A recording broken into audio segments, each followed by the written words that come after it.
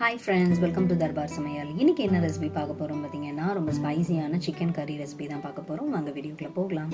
ஒரு பேன் எடுத்துக்கோங்க. அதில் வந்துட்டு பட்டை, ஒரு ஸ்டாரு, அதுக்கப்புறம் 3 ஏலக்காய், 3 கிராம்பு, அதுக்கப்புறம் ஒரு ஸ்பூன் முழு நல்ல மிளகு, ஒரு ஸ்பூன் முழு மல்லி. இதை வந்துட்டு நல்லா ஃப்ரை பண்ணிடலாம். அது வந்து கலர் சேஞ்ச் ஆகி கொஞ்சம் கோல்டன் கலர் ஆகிற வரைக்கும் நல்லா வறுத்துக்கலாம். அதுக்கப்புறமா ஒரு ஸ்பூன் சோம்பும் ஒரு ஸ்பூன் ஜீரகமும் சேர்த்துருக்கேன். அது கூடவே வந்து கசகசாவும் சேர்த்துருக்கேன். இதையும் நல்லா ஃப்ரை பண்ணிடலாம்.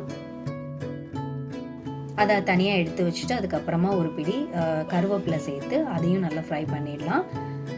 அது நல்லா இந்த மாதிரி ட்ரை ஆகிற வரைக்கும் ஃப்ரை பண்ணிவிட்டு அதையும் தனியாக எடுத்து வச்சுருங்க. இப்போ அதே பேனில் கொஞ்சமாக எண்ணெய் சேர்த்துட்டு அதில் ஒரு 6 வத்தல் மிளகு எடுத்திருக்கேன். அதை நல்லா ஃப்ரை பண்ணிவிட்டு அதையும் நம்ம தனியாக எடுத்து வச்சிடலாம். இப்போ அதே பேனில் சின்ன வெங்காயம் ஆட் பண்ணிக்கிறேன். ஒரு 1/2 கப் போல் சின்ன வெங்காயம் சேர்த்துக்கிறேன். அதுவும் கலர் நல்லா சேஞ்ச் ஆகிற வரைக்கும் நல்லாவே வதக்கி கொடுத்துடலாம். இப்போ எல்லாத்தையுமே நம்ம நல்லா ஆற விட்டுடலாம். அதுக்கப்புறமா ஃபஸ்ட்டு நம்ம ஃப்ரை பண்ணி வச்சுருந்தோம்ல, அதை மட்டும் எடுத்து ஃபஸ்ட்டு பவுடர் பண்ணிட போகிறேன். இப்போ பவுடர் பண்ணியாச்சு. இது கூட வந்து சின்ன வெங்காயத்தை சேர்த்து இப்போ நல்லா பேஸ்ட்டாக வந்து அரைச்சி எடுத்துக்கலாம். இதை இப்போ அப்படியே தனியாக வச்சுட்டு இன்னொரு கடாய் எடுத்துக்கோங்க. அதில் வந்துட்டு தேங்காய் எண்ணெய் ஆட் பண்ணுறேன். ஒரு 3 பெரிய வெங்காயத்தை வந்து ஸ்லைஸ் பண்ணி ஆட் பண்ணிக்கிறேன்.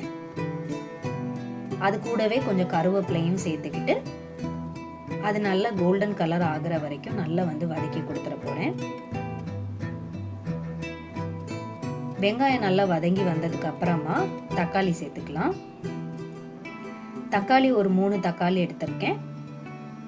அதையும் வந்துட்டு நல்லாவே வதக்கி கொடுத்துடணும். கூடவே வந்து கொஞ்சமாக மஞ்சள் பொடியும் கொஞ்சம் உப்பும் சேர்த்துட்டு அந்த தக்காளி நல்லா மசிகிறது வரைக்கும் நல்லா வந்து வதக்கி கொடுத்துடணும்.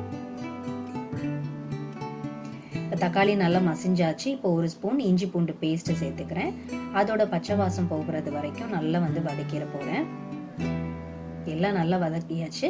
இப்போ வந்து நம்ம அரைச்சி வச்சுருந்தோம்ல அந்த பேஸ்ட், மசாலா பேஸ்ட்டை வந்துட்டு சேர்த்துடலாம். வேணும்னா நீங்கள் கொஞ்சமாக மிக்ஸி ஜாரில் தண்ணி ஆட் பண்ணி சேர்த்துட்டு நல்லா வதக்கி கொடுத்துடணும். அது நல்லா வதங்கினதுக்கு அப்புறமா சிக்கன் ஆட் பண்ணிக்கலாம். சிக்கனையும் சேர்த்துட்டு அந்த மசாலா கூட நல்லா மிக்ஸ் பண்ணி கொஞ்சம் நேரம் வந்துட்டு வதக்கி கொடுத்துட்டே இருங்க. அது கூட கொஞ்சம் கோட் ஆகட்டும்.